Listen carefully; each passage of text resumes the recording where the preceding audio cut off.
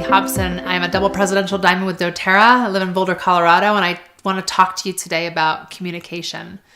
I think that in order to become a presidential diamond, in order to become a double diamond, double blue diamond, double presidential diamond, we really have to up-level our skills. And to become that top 1%, you have to really be that top 1%. There's lots of skills that you can hone in on and get better at, and I definitely believe that communication is one of them. What I love and hate about the doTERRA compensation plan is that it forces us to develop ourselves and other people as leaders. And what I mean by that is that we work with others and rise them up so that we rank advance and we get paid more. And it feels great to develop other people, and it feels awesome to continue to grow ourselves. But it can be super challenging and oftentimes frustrating, like we want to blow our heads off working with people that we have different personalities with.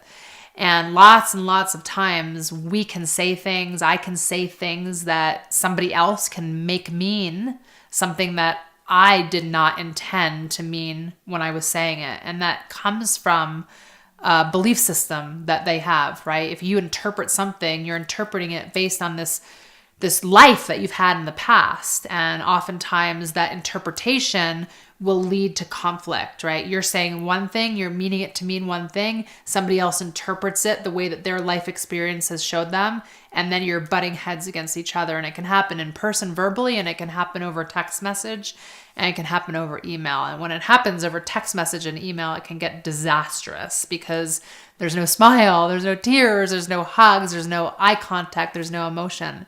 And so one of the skills that's really important to up-level is the skill of learning how to communicate, which means learning how to listen, learning how to tell the truth. I do believe that you can be direct while still being soft. You can be honest without necessarily being obnoxious. And I'm a person who's super direct. I'm a person who's can be relatively intense. And when I first started my doTERRA business, this was a skill that I had to work on a lot because I was interpreted in many different ways that I did not intend. And I had to learn how to hear other people's languages, and I had to learn how to speak to them the way that they needed to be spoken to.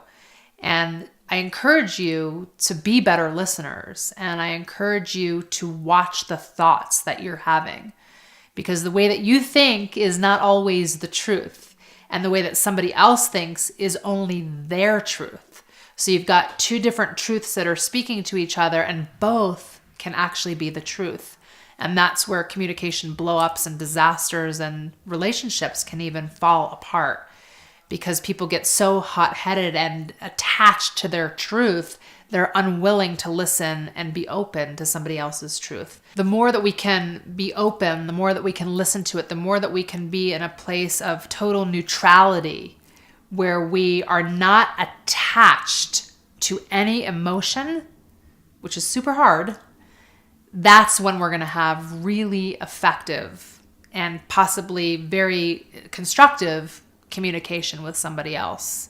And that's a super hard trait to be able to have, is be in this space of being totally neutral and not being attached to emotion, because everything that we think triggers a feeling that we have in our body.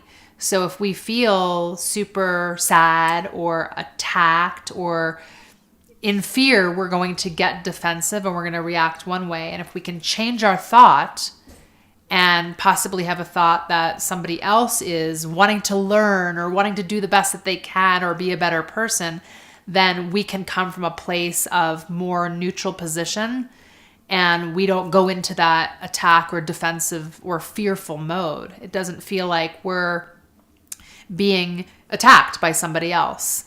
And again, this is a super hard skill to learn and impossible sometimes to portray on text or email. So I encourage you to have conversations in person when they're crucial, not by text message. And I encourage you to watch your thoughts and see if you can get rid of that emotion when you're in a situation that's triggering you, so that you can have much more constructive